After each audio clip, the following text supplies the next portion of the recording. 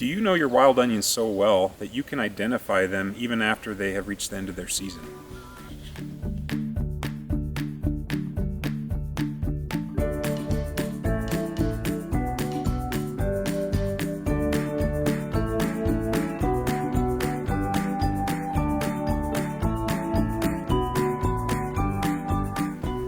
This is Rocky Mountain Edibles. I'm here in northern Arizona, and I have another great plant to share with you in the Wild Onion series. I hope to get down here to northern Arizona in time to be at the peak of the wild onion season for this specific wild onion. However, I missed it by about a week. But that's alright, because I happen to know what this plant looks like in all its stages of growth and even after it is past its season. And it's really important to know your plants that well before you really develop a comfort with experimenting and eating them. So I'm in a patch of several wild onions here. I'm going to point out a few of them here. I have one here, and then I also have one here. There's another one here. I already know that this is a wild onion because of the simple umbel pattern to the flower.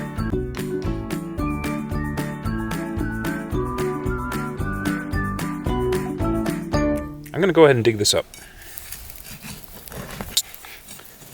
The bulb should be found about 1 to 2 inches below the surface here.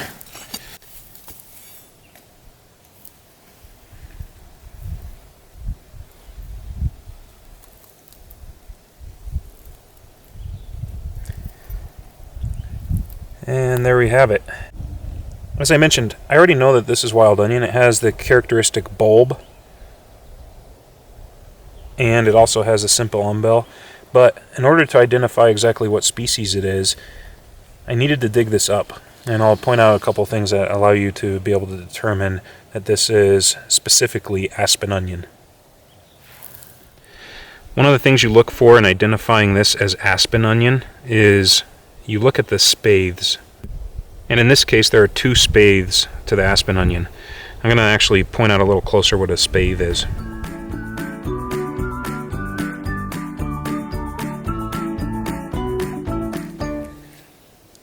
A spathe is a large sheathing bract that originally contains and holds the emerging flower buds. And I'm going to clear away some of the individual flower buds using my Leatherman scissors so you can better see the spathe. You can see that this has 2 spathes. There's one here on this side and one on the other. So again, these are sheathing bracts. You'll notice that they have a translucent quality to them. They're kind of like just a very thin membrane. So each spathe on an Aspen onion should have anywhere from 3 to 5 veins. And I'm going to try to cut away the spathe on one side so you can better see it. You'll notice on this spathe there are 1, 2, 3, 4 veins. So that fits within the range of the number of veins you need to see for this to be Aspen onion. Another characteristic of Aspen onion is there should be anywhere from 2 to 5 leaves. In this case, the leaves are desiccated, almost completely dried out, but you can still see some of the classic characteristics of them. So this has 2 leaves, and you'll notice that they have a clasping quality or a sheathing quality. It's almost like the leaf wraps around the flower stem like a sheath, so you can kind of see how it comes down, and this one comes down and kind of wraps around the flower stem. Another characteristic of Aspen onion is it's broadly channeled, and again, this leaf is almost completely dried out, but you can see that along the inside of the leaf where a broad channel once existed. And you can also see that sheathing quality of the leaf at the point at which it connects to the flower stem. With Aspen onion, normally you would see more color in the blooms, and the colors in the blooms can range anywhere from white to purple. You still see some color in this plant. It is past its peak, but it actually is a better example of the plant than any of the other ones I saw. You can see with this one, it's already completely dried out. And in fact, it's getting close to being ready to drop its seeds. One of the defining characteristics in determining whether a wild onion is of one specific species versus another is looking at the coating on the bulb. You'll notice that the coating on this Aspen onion has mostly been removed, and the coating on this one has partially been removed. Some wild onions have a very fibrous coating to them, others have more of a membrane coating, and in this case there is a membrane coating. For a person who's just starting out in wild edible plants, it can sometimes be really difficult to distinguish an edible plant of a specific species from a lookalike. And in this case, at the end of a season, it can become even more difficult because you don't necessarily have color to help you determine the identification of the plant. If you're just starting out, it is possible that a beginner could confuse wild onion with this plant here. There's two different common names for this. Sometimes it's called candy tuft, other times it's called alpine pennycress. And this is one that potentially at this stage of the season could be confused with wild onion. And I wanted to point out a couple of things about this. First of all, I wanted to mention that this plant, candy tuft, is in the mustard family, and it has kind of a characteristic flavor of plants in the mustard family. It's not necessarily very palatable when it's in its prime.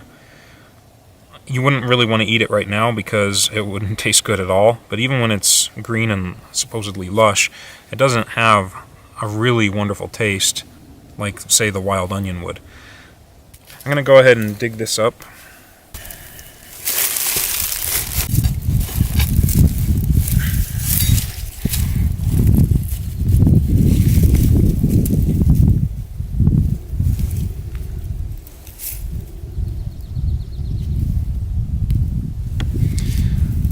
And we'll set it side by side with the onion and talk about the differences.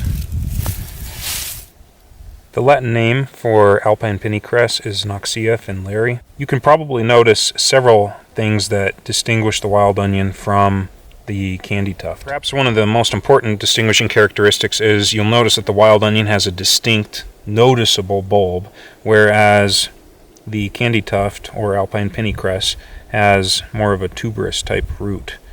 So that's a very noticeable difference. Another thing you'll notice is this wild onion and other wild onion species as well have leaves that come directly off the stem. We already talked about how this has a sheath-like leaf that attaches to the flower stem.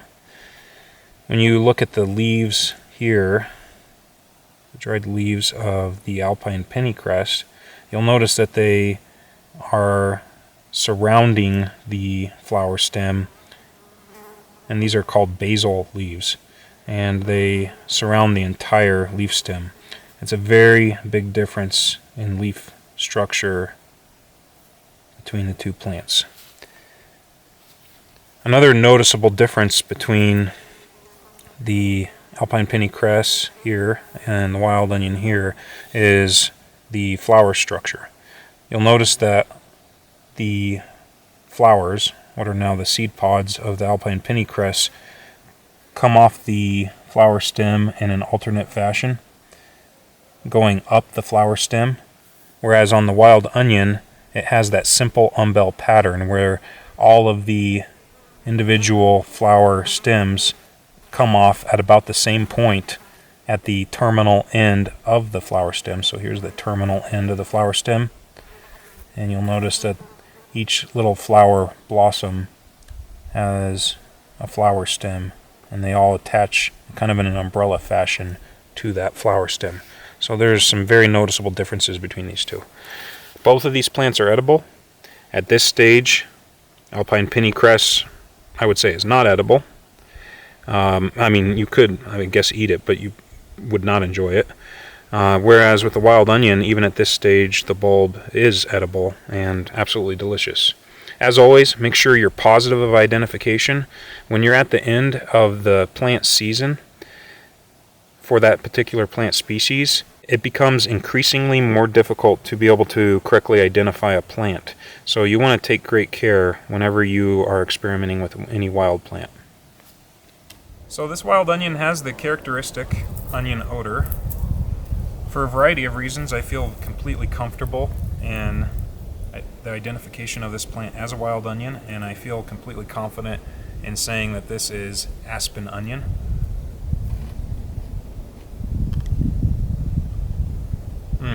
Has a very, very pleasant onion flavor to it. It's not overpowering. It's a very actually light onion flavor, but still a noticeable onion flavor. I also have the alpine pennycress here. As I've already mentioned, this is edible too. You can eat the flowers and the leaves. You can tell that this is already completely dried out. I'm going to go ahead and eat it. And I might regret this. Even though it's edible, it probably is not going to taste so good.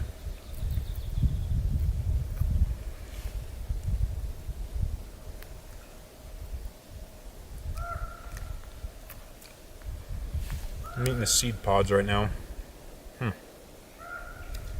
Very interesting. Definitely not as good as it is when it's still green and lush and in bloom. And even at the best of times, it's not necessarily the greatest tasting plant. It's edible, but not great.